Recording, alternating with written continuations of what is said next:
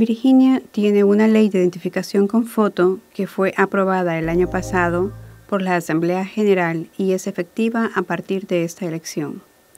La nueva ley requiere que cualquier persona que vote en persona provea una forma aceptable de identificación con foto.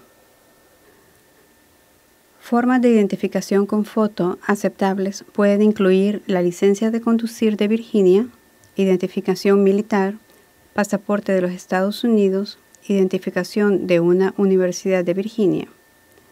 La mayoría de los votantes tienen una forma de identificación con foto, pero para aquellos que no la tengan, la Oficina de Elecciones del Condado de Fairfax proporcionará una identificación con foto gratis.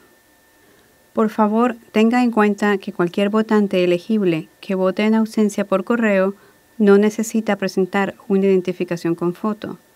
Sin embargo, los votantes que votan por primera vez tienen que cumplir con ciertos requisitos. Para obtener más información, una lista de las formas aceptables de identificación con foto y, si es necesario, de cómo obtener una identificación con foto gratuitamente, llámenos al 703-222-0776 o visite la página yendo a www.fairfaxcounty.gov/elections.